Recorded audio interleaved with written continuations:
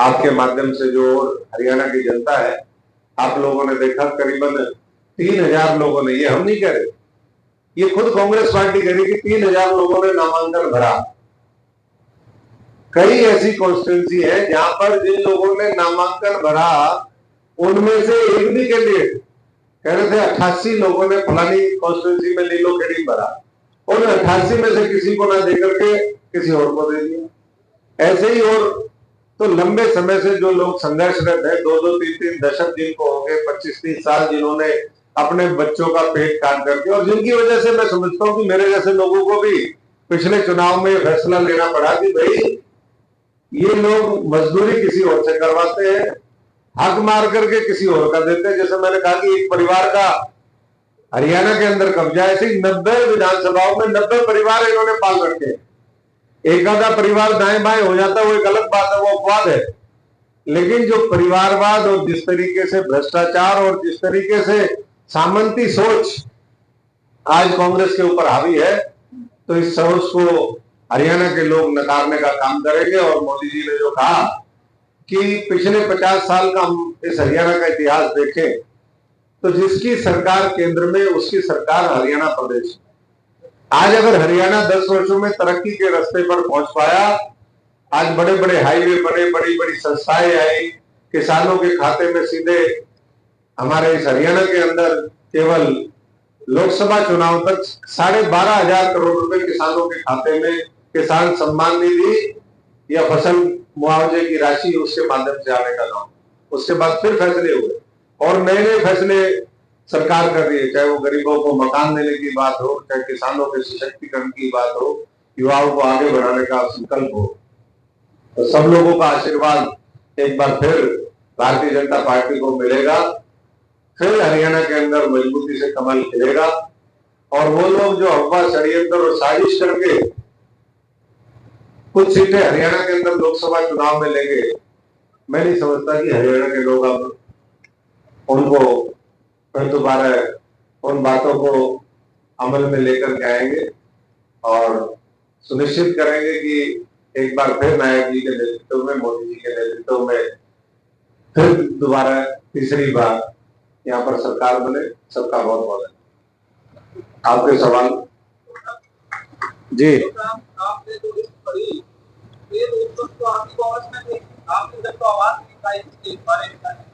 नहीं, हमारी तो आवाज उठती रहती थी, आवाज उठाते उठाते तो हम शहीद हो गए छोड़ के। आवाज तो हमारी, आप तो रोहतक वाले, आपको तो पता है 5 साल तो हमारा लट बजता ही था, फिजिकल लट भी और वैसे भी हर जगह। ये कोई जरूरी नहीं कि रोज जाकर के प्रेस कॉन्फ्रेंस करनी है किसी मुद्दे पे, वो तो उनका काम था, लेकिन विरोध, उस सोच का विरोध हमारा पहले भी जारी था, आज भी जारी है और आगे भी जारी रहेगा। वो नाम किसी का हो सकता है नाम, इसीलिए मैंने कहा कि वो जो सामंती सोच, वो परिवारवाद, वो भ्रष्टाचार, वो लूटने और मारने की, काटने की, जलाने की जो प्रवृत्ति है कांग्रेस के अंदर, उसका समूल जो है वो इस चुनाव में उसका विनाश होना चाहिए उस सोच का, और यही हरियाणा के लोग चाहते हैं और यही होगा।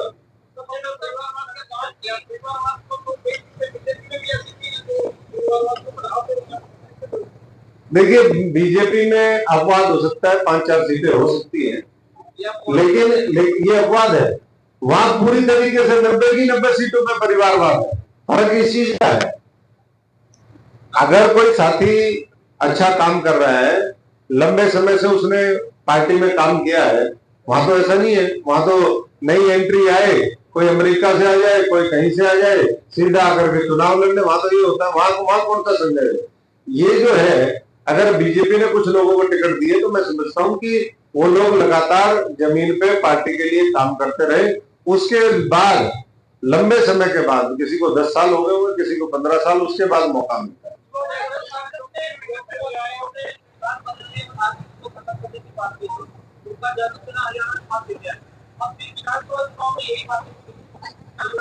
उसका जवाब तो राहुल गांधी जी ने खुद दे दिया।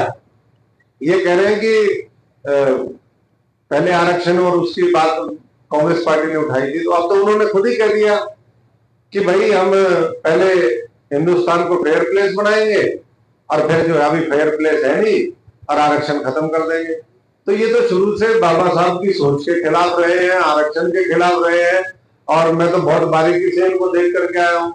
तो इसलिए मैं सब लोगों से आह्वान करता हूँ, जितना भी इस हरियाणा का दलित गरीब समाज है, उन्होंने दलितों में भी कोई ऐसी कास्ट नहीं जिसको छोड़ा हो, जिसके ऊपर अन्याय और अत्याचार ना किए हो।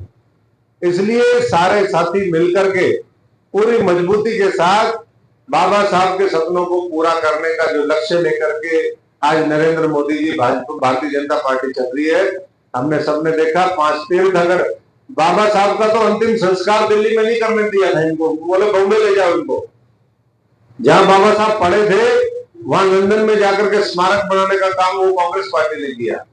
इंदू मिल वो जगह लेकर के जहां पर उनका अंतिम संस्कार हुआ, वहां पर स्मारक वो बनाने का काम किया। तो मैं समझता हूं कि जिस तरीके से लगातार भारतीय जनता पार्टी काम कर रही है, रिजर्वेशन इन प्रमोशन जिस तरीके से यहाँ पर लागू किया, ये सब लोग जो दूसरे दल है वो भी कोई कम नहीं है।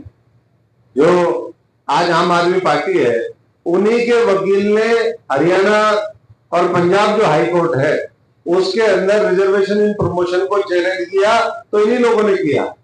2005 में जब हरियाणा के अंदर सरकार बनी, सुप्रीम कोर्ट में इन्हीं लोगों ने उसको चैलेंज करवाया।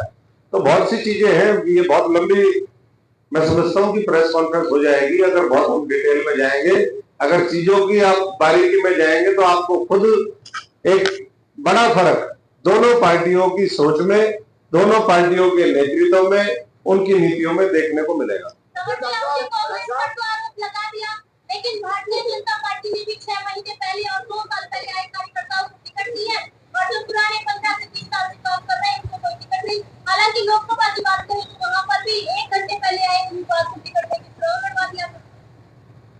देखिए, सर्वे भी होता है और भी चीजें होती हैं, तो सब लोगों का जो फीडबैक होता है उसके आधार पर ये चीजें होती हैं। लेकिन फिर भी मैं इतना ही कह सकता हूँ कि भारतीय जनता पार्टी अपने कार्यकर्ता को पूरा मान सम्मान देती है। यहाँ कांग्रेस की तरह जो है वो टिकट बेचने का काम नहीं करते, उनके तो खुद ही लोग आरोप लगा रहे हैं बहुत से।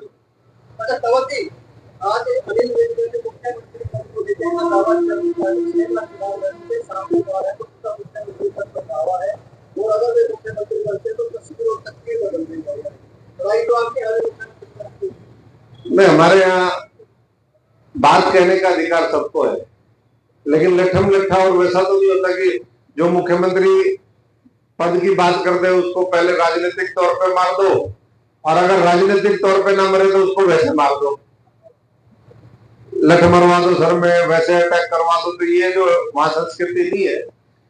और भारतीय जनता पार्टी में तो नायब सैनिक जब बने फरवरी माह में, तो किसी को ये पता ही नहीं था कि वो बनेंगे, उनको स्वयं नहीं पता था। तो ये तो कौन किसको पार्टी का नेतृत्व, किसको कार्यकर्ताओं का, विधायकों का समर्थन मिलेगा, ये ऊपर वाला जानता है।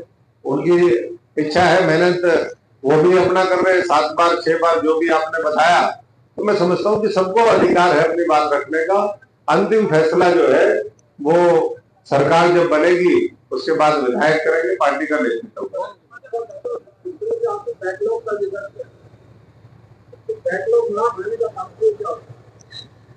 बैकलॉग ना भरने का हम सब जानते हैं कि संविधान में एक फिक्स हमारा परसेंटेज होता है नौकरियों का। लंबे समय से उसको जब ना भरा जाए, पद खाली छोड़ दिए जाए, तो आज लाखों पद ऐसे हैं जो पिछले 50-60 साल के अंदर वो देश के अंदर भी और वो हरियाणा प्रदेश के अंदर भी वो बैकलॉग बन गया है। उसके लिए स्पेशल ड्राइव वो चलाने का काम भारतीय जनता पार्टी ने किया। लेकिन देशव्यापी अगर हम देखें तो आज कई लाख पद ऐसे हैं जो SC ST को मिलने चाहिए, OBC को मिलने चाहिए। आज भी ये दिखा करके कि हमें यहाँ पर उपयुक्त व्यक्ति नहीं मिला, उसको खाली छोड़ दिया जाता है। ये तमाम ऐसे लोग जो आरक्षण को लागू नहीं करना चाहते, जो सामंतवादी प्रथा और उस सोच और विचारधारा के लोग हैं, वो इसको अमल में नहीं लाना चाहते, यही बैकलॉग। तो हरियाणा के अंदर भरा ना, हरियाणा के अंदर काफी भरा। हम तो पूरे देशव्यापी बात कर रहे हैं, और कांग्रेस के समय में बहुत बड़ा बैकलॉग था, उसको फिल करने का काम वो मनोहर लाल जी की सरकार ने किया 2 वर्षों में। कौशल निगम बनाया आपने, उसमें है क्या? कौशल निगम पर भी सवाल उठ रहे हैं। और कौशल निगम में ये बात आई थी कि इस तरह के जो कॉन्ट्रैक्ट बेसिस पे है उसमें होना चाहिए।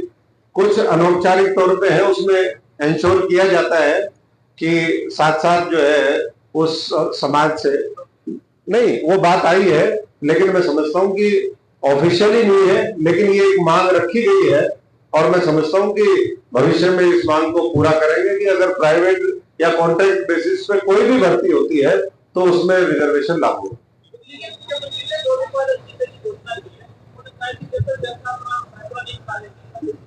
जनता का फैसला कब सुनेंगे वो? जनता ने तो बहुत पहले फैसला कर दिया, जब जिस दिन वो जेल में गए थे उससे पहले वो, हमें तो 2-2.5 साल पहले से पता था ये जेल में जाएंगे, बहुत बेईमान आदमी है, बड़े गुनाहगार है। किस चीज का 2 दिन बाद किस चीज का इंतजार है? अब जो है उंगली कटा करके शहीद होना चाहते हैं।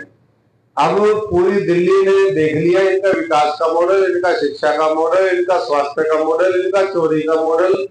वो सारा मॉडल देखने के बाद दिल्ली की जनता जल्दी फैसला करेगी। ये तो बहुत पहले छोड़ देना चाहिए था। अब क्या, क्योंकि सुप्रीम कोर्ट ने तो कह ही दिया कि बेल जरूर मिल जाएगी, टेक्निकल ग्राउंड पे तो बेल मिली है। ये वैसे नहीं, क्योंकि ट्रायल अभी लंबा चलेगा, इस वजह से टेक्निकल ग्राउंड पे उनको छोड़ा गया है। साथ में ये एक राइडर उन्होंने लगाया कि ये फाइल साइन नहीं कर सकते, सेक्रेटरी जा नहीं सकते।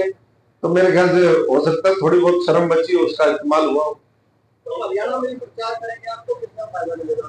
कैसे ज्यादा हो जाते हैं सबको फायदा नहीं, हमारा अपना, हम अपनी स्ट्रेंथ के ऊपर, हम कांग्रेस और आम आदमी पार्टी या किसी और दल की कि भाई फलानी वो पार्टी कमजोर है या उसकी नेगेटिविटी है, तो उसके आधार पर नहीं, हम तो अपनी स्ट्रेंथ के आधार पर आगे बढ़ रहे हैं।